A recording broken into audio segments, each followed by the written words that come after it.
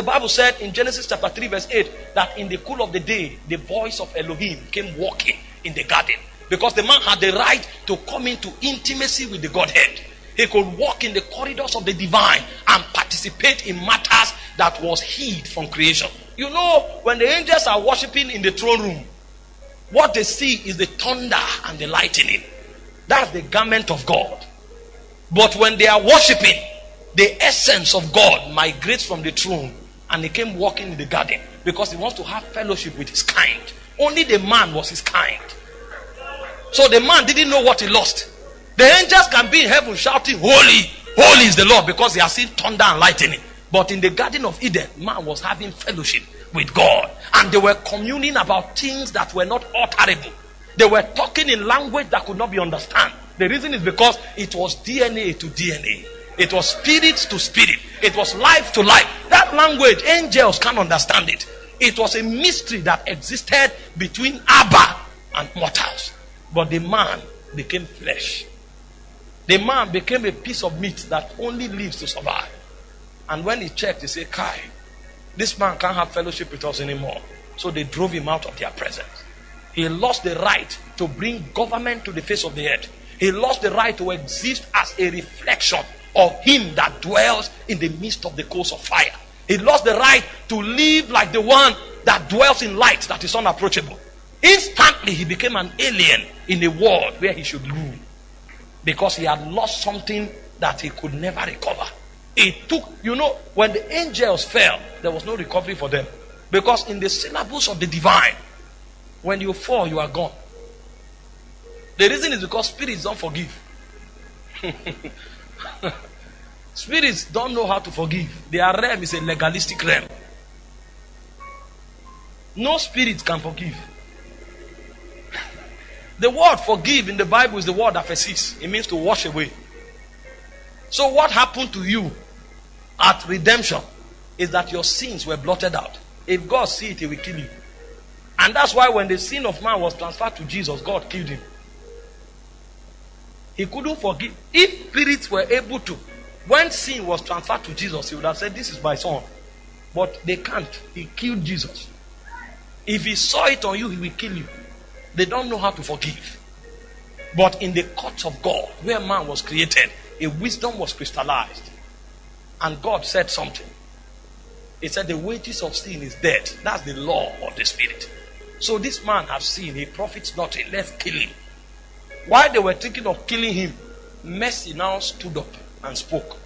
And mercy said, mercy prevails over judgment. So God was in a dilemma. My law said the wages of sin is death. This man should be killed. How come you are now coming to tell me to spare him? That mercy prevails over judgment. If I spare him, I'll be violating wrath. And if I kill him, I'll be violating mercy. What do? Wisdom now spoke. And say, you are God, so you can become man and die in the place of man. So when God became man and died for man, both mercy and wrath were atoned for. So man died and man was forgiven at the same time. It was a divine equation that crystallized from the courts of heaven. It's a wisdom that had never been seen. The angels were wild. How could these things be? He said, the Spirit of the Lord shall come upon you. The power of the highest shall overshadow you. That thing that shall be formed in you shall be called the Son of the highest. That was the equation. That was the integer that balanced the equation. But after man was redeemed, the man will still not have the power to participate in the realm of God. So the last equation in the courts of God had to appear. That equation is called grace. So why wrath say the wages of sin is death? Mercy said mercy prevails over judgment. Wisdom now say God died for man. But when man was restored, how can this man now function as God? Because he's flesh. So the economy of grace was now introduced into the equation. So it is only by grace that man can be restored to where he was before the fall. Forgiveness cannot take him there. Wisdom cannot take him there. Nothing can take man there except by grace. So grace is not unmerited favor. Unmerited favor is a minute aspect of grace. Grace actually is divinity expressed through humanity. Because the man could no longer express God. God had to live through the man. So in grace, God living out his dimension through the man. That's what grace is about. So that this man can be restored to the corridor of divinity where he was created to function in.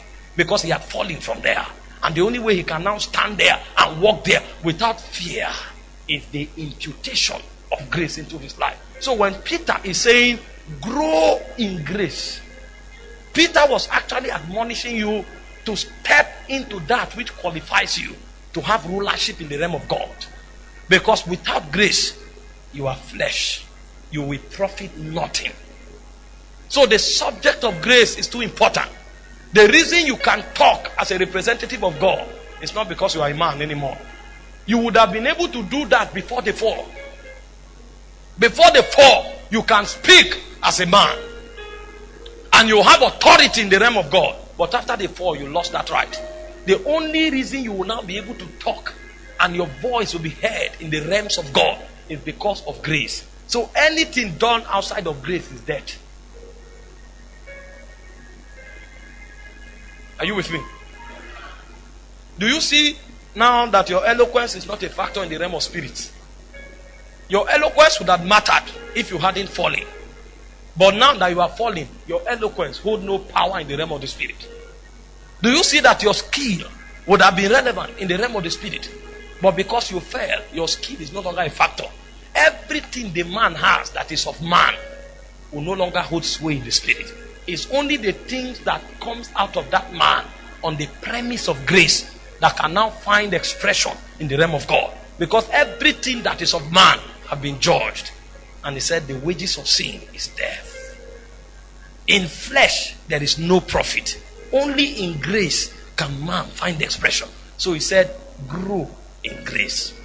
Grow in grace. Because if you don't grow in grace, you will be so irrelevant in the realm of God that a demon can just come and change your fortune overnight and nothing will be done about it. If you don't grow in the realm of grace, you may be screaming, yet nobody will know you are there. If you don't know how to grow in grace, you will not succeed. I assure you. Everything you see people doing is a testimony of the measure of grace that they carry. Everything. Our results are a testimony of the measure of grace that we carry. And if it's not there, you will discover that the labor of the foolish wearies every one of them, because they know not how to enter the city.